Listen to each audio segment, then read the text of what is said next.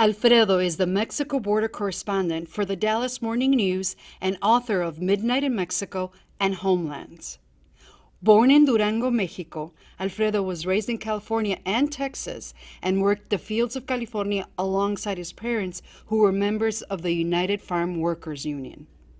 Corchado's work includes the reach of Mexican drug cartels into the United States, the plight of Mexican and Central American immigrants in the U.S., and government corruption on both sides of the border.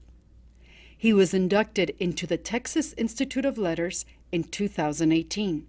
Alfredo lives between El Paso and Mexico City, but calls the border home.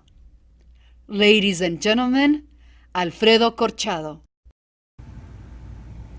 Muy buenas noches, Chicago, and thank you very much, Latinos Progresando, for inviting me to this important MEX Talks. My name is Alfredo Corchado, and I'm a journalist, also an author.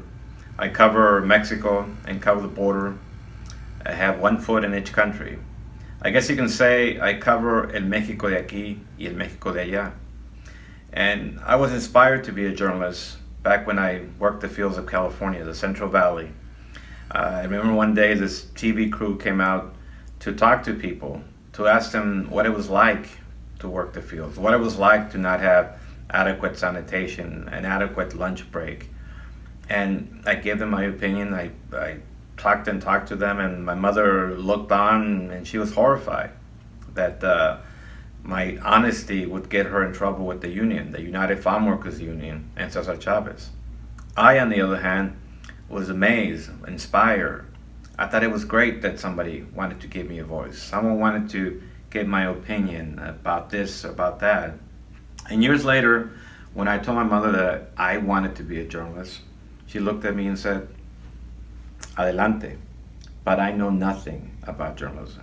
All I know, and all your father knows, is how to work the fields, prepare meals. We ran a restaurant in El Paso called Freddy's Cafe. But she said, we left Mexico to make sure that Americans had food, had wine on their tables. It's your responsibility to go out and tell our stories, tell our story. It's your job to make sure that everybody has a voice.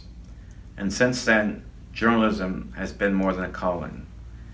To me, journalism has been like a disease without a cure. I am passionate about telling stories on both sides of the border. See, who I am and what I represent is often met with as much rejection in Mexico as it is in the United States. I have spent years trying to shake the feeling that I am hopelessly American in Mexico and hopelessly Mexican in America. Never fully American, never fully Mexican. Often feeling less than one. Other times, feeling more than two, depending on the moment. And I can't think of a more important, crucial time than today to be a journalist, to take control of our narrative, to define our own story and not let others define us. Our story is powerful, inspiring. Our story heals divisions.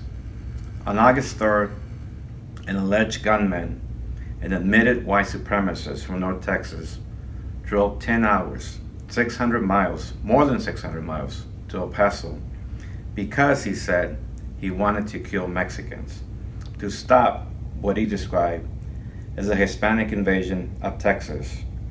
The shooter obviously doesn't know history, the fact that the Southwest once belonged to Mexico, the fact that the U.S. border is home to some of the safest communities in the country, that El Paso, my home, is a model for harmony, peace, and tolerance. On that day, our way of life, our binationality, biculturalism, bilingualism was attacked. And you see, words matter. Words have consequences, deadly consequences. On that sad, awful day, the message was clear. The message was reinforced and underscored. We need to redouble our efforts to tell stories because truth matters. Truth is our best defense, our most important protection. Truth is our best weapon. Muy buenas noches.